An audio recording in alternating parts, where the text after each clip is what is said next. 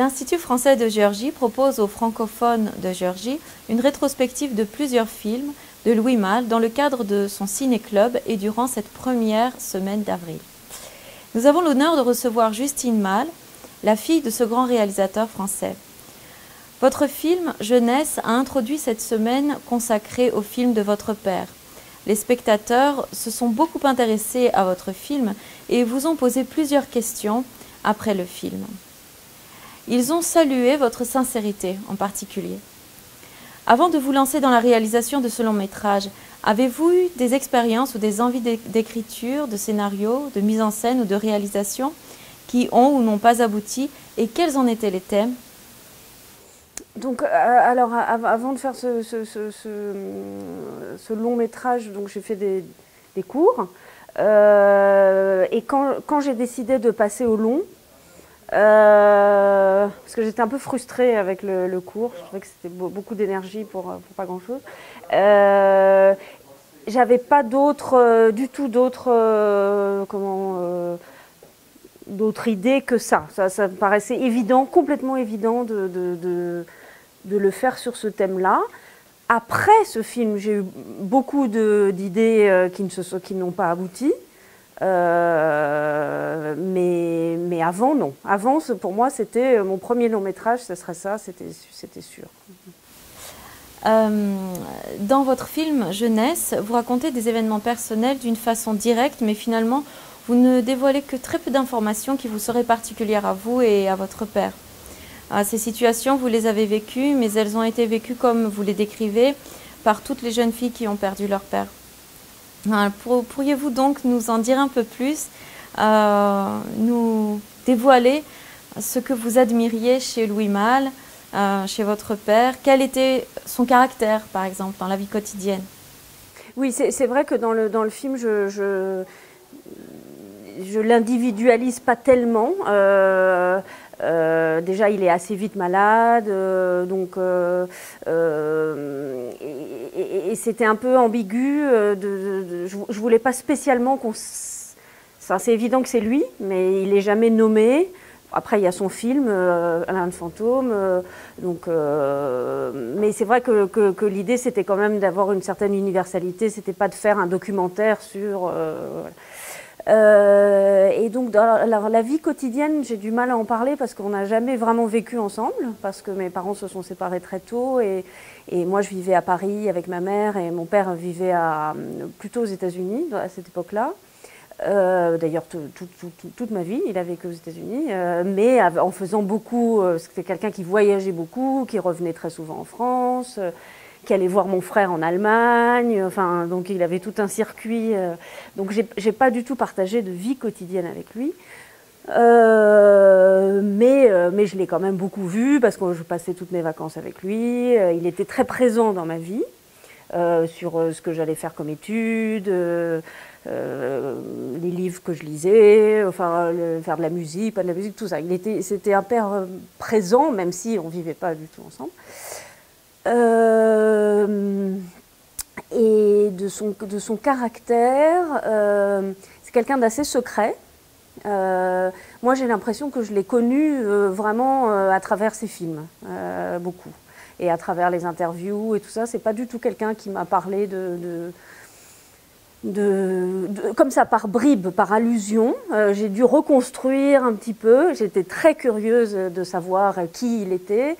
Mais ça, je l'ai un peu appris à travers les films. C'est peut-être pour ça que j'aime tellement le cinéma. C'est parce que c'était un peu un moyen de le connaître, en partie. Et ce que j'aimais beaucoup chez lui, c'était que c'est quelqu'un de très humble, qui parlait à tout le monde. Ça me paraît normal, mais comment dire, qui était très curieux des autres façons de vivre, que ce soit celle d'un fermier américain, d'un agriculteur français, de quelqu'un. Enfin, il était vraiment presque fasciné, quoi, par les autres modes de vie. Et puis, donc ça, j'aimais bien cette espèce de façon de traiter tout le monde à égalité. Enfin, voilà. Y a-t-il un film qui vous lie, vous et votre père, comme certains ont une chanson à eux, qui les rapproche et rend complices, leur rappelle un instant qui les a rapprochés particulièrement? C'est plus par procuration en fait. On n'a jamais, je ne pense pas qu'on. Quand on allait au cinéma avec mon père, alors on faisait plusieurs salles, on voyait 10 minutes d'un film, ensuite il disait bon ça y est j'ai compris, on passait à la suivante, donc on n'en a pas vraiment. Si, ah, il y a un film d'ailleurs qui m'a montré dans notre maison du Lot, c'est un film de Ozu qui s'appelle Les Voyages à Tokyo. Et je me souviens de son émotion devant ce film. Donc là. Et puis moi, un de mes films préférés quand j'avais 17 ans, c'était Pickpocket de Bresson. Et j'ai vu après que c'est un film sur lequel il a écrit quand il était jeune. Donc c'était un point de point de jonction, mais je ne savais pas du tout parce que voilà. Donc c'est comme une espèce de coïncidence, mais voilà. Voilà.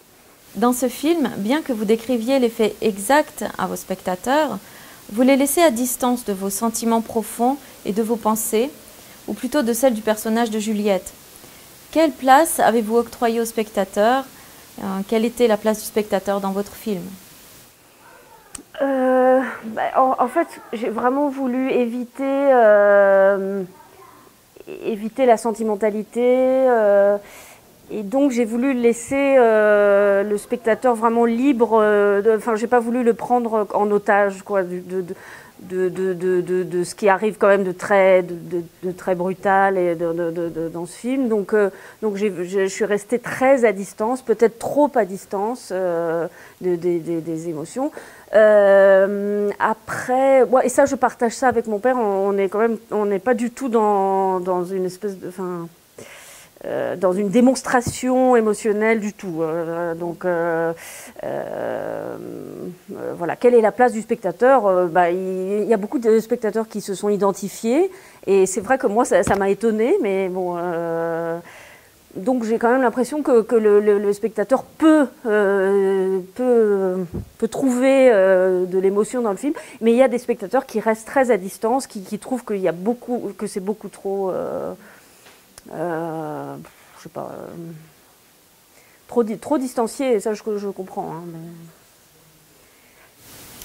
mais... En ce qui concerne les films de Louis Malle, avez-vous assisté à un de ces tournages? Quels souvenirs en gardez-vous? Alors j'allais pas très souvent sur les tournages. Mon père, mon frère mon frère a 4 ans de plus que moi, et lui il a été un petit peu 4e assistant sur Milou en mai par exemple. Donc il a été peut-être plus près, mais moi je suis toujours restée. Bon, moi vraiment le cinéma. J'aimais beaucoup le cinéma comme cinéphile, mais comment dire, comme activité, ça me paraissait un peu vulgaire. Voilà, moi je préférais la littérature. Alors j'étais là, bon, très bien. Enfin, voilà. Sauf que quand j'allais sur le tournage, ça m'intéressait, mais pas plus que ça. Enfin bon, bref. Et donc le tournage où j'ai été le plus présente, c'était Milou en mai. Parce qu'on habitait dans une maison à côté, et j'ai pu constater ce que beaucoup de gens disent, c'est que quand on ne fait pas partie d'un tournage, c'est très très ennuyeux. Donc, parce qu'on se sent complètement exclu, parce qu'il y a une espèce de communauté qui est là, et quand on n'est pas dedans, alors là vraiment... voilà. Mais donc non, j'ai pas de... Quel était son style? Quelles étaient ses habitudes? Comment dirigeait-il son équipe? Avait-il recours à l'improvisation, ou avait-il une rigueur mathématique? Je ne connais pas beaucoup de détails de les avoir vus, mais on m'a raconté, parce que j'ai beaucoup interrogé un peu ses collaborateurs. Et non, c'était plutôt quelqu'un d'assez souple, je pense, qui n'avait pas une méthode, et puis il y a une place, qui laissait beaucoup de place aux acteurs, parce qu'il disait quand même que c'était quand même pour eux que c'était le plus difficile, mais donc le plus important, je pense, pour eux, c'était les acteurs. Qu'est-ce que... Non, je sais qu'il était très stressé, très tendu en général pendant parce qu'il cherchait vraiment quelque chose de précis. Mais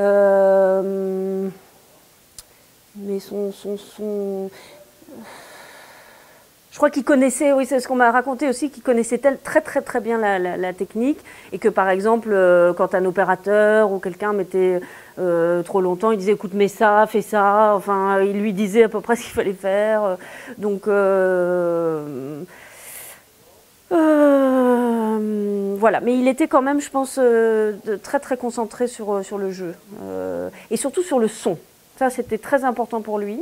Presque plus que l'image. En fait, son collaborateur le plus fidèle, enfin à qui il a été le plus fidèle et qui lui a été le plus fidèle, c'est son ingénieur du son de Anne Fantôme en 68 à quasiment son dernier film.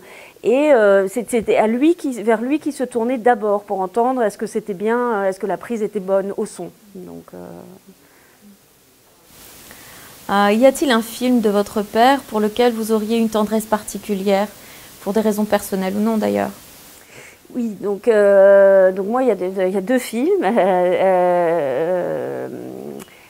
Lacombe Lucien, donc parce que non seulement je trouve que c'est un très beau film, mais pour des raisons personnelles, en fait, au début je trouvais que c'était un film déplaisant, de droite. Et peu à peu, j'ai compris que c'était un film assez complexe. J'ai compris la complexité du film. Donc moi, ça m'a fait faire un chemin à travers les années. Donc pour cette raison-là, j'ai beaucoup d'admiration pour ce film. Et puis moi, il y a vraiment un film qui me touche vraiment et que je trouve d'une humanité très profonde. C'est Vania, 42e rue, donc il a tourné à New York dans un théâtre. Et je trouve parfaitement réussi, quoi.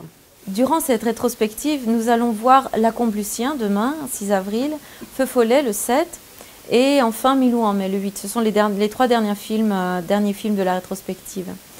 Quand vous pensez à chacun de ces films, quel plan ou quelle scène vous vient tout de suite à l'esprit? Et pourriez-vous nous la décrire?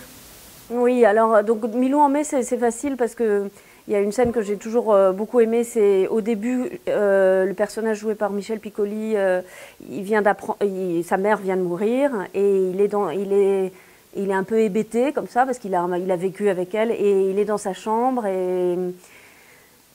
et tout d'un coup, il y a une chouette qui apparaît à la fenêtre. Donc c'est un moment un peu surréaliste, un peu buñuelien, comme ça. Et là, il se met à pleurer. Et je trouve que c'est une scène très réussie.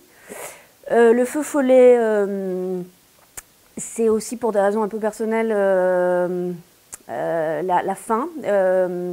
Quand, en fait, c'est ma mère joue dans le film, Alexandra Stuart. Elle a un petit rôle, mais juste avant qu'il se tue, il a décidé de se tuer à une date précise.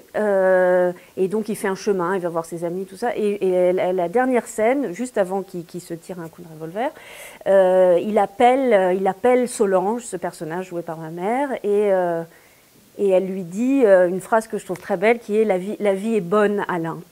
Et je l'ai repris dans Jeunesse, en fait, quand le père dit ça à la fille. Et je ne sais pas si c'est la voix de ma mère, si c'est la phrase. Et juste après, il se tire une balle dans la tête. Bon, mais moi, ça m'a beaucoup marqué. Et dans Lacombe Lucien, il y a une scène que j'aime vraiment beaucoup. C'est quand Pierre Blaise, donc qui est ce jeune non professionnel qu'il a trouvé dans le Lot, là où il a tourné, et qui je crois que c'est la première scène. Il tire sur un oiseau qui est dans l'arbre, comme ça. Donc ça montre son espèce de rapport à la nature qui n'est pas du tout sentimental et qui est assez violent, mais sans méchanceté, quoi. Alors ça le décrit très bien. Et puis il y a aussi, en fait, une des scènes que j'ai repris dans mon premier court-métrage et dans Jeunesse. Il descend en vélo, sauf que moi c'est en voiture, mais il descend un chemin, une route du Lot de cette région. Et pour moi c'était un lien, je pense, entre cette région dans laquelle on avait cette maison et ce cinéma. Enfin bon, donc de façon personnelle, ça me touche aussi. En ce qui concerne votre visite à Tbilissi, est-ce que c'est la première fois que vous venez ici? C'est ma première visite, oui. Avez-vous eu le temps de visiter la capitale un petit peu ou de goûter aux spécialités locales? Oui, alors on a pas mal visité. On a vu oui, plein de choses qui nous ont beaucoup intéressés. Enfin, voilà, je sais pas, je trouve que c'est une ville très attachante et très belle. Enfin, on sent un peu le côté splendeur passé, mais c'est très émouvant. On espère juste que ça va pas être refait d'une façon trop, je sais pas comment dire, trop, bon, un peu artificielle, quoi. Parce que c'est bon, mais bon, c'est une très belle ville. Et alors on a goûté plein de choses là, les espèces de noix au jus là, je sais pas comment ça s'appelle, les King Rally et tout ça, oui. Si une image ou une musique pouvait décrire les impressions que vous emportez avec vous en repartant, quelle serait-elle? Alors, une image, c'est un peu bon, c'est des clichés, hein, je suis désolée, mais c'est un peu les vieilles dames en robe de chambre qui se promènent dans les rues, que je voudrais photographier, mais que je peux pas. Et la musique, c'est évidemment... on était dans un restaurant au sous-sol, une taverne ou je sais pas quoi, et on a entendu des gens qui chantaient à un banquet, et donc ça, on était très contents. Donc ça, c'était des trucs un peu typiques, mais bon. Et enfin, avez-vous repéré quelques coins dans la ville qui pourraient servir d'éventuels décors à un prochain film ou qui vous auraient donné des envies de tournage? Disons que là je suis tellement focalisée sur mon projet actuel que j'ai du mal à imaginer d'autres choses, malheureusement. J'aimerais bien trouver d'autres. Mais il y a une place que j'ai trouvée très mystérieuse et très cinématographique. Alors, je ne sais pas comment elle s'appelle. La place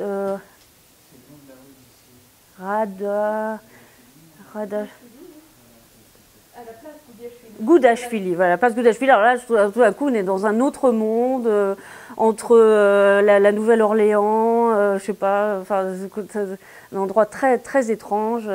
Donc ça, j'ai trouvé ça très cinématographique. Mais... Merci beaucoup de votre visite. Merci à vous, ravie.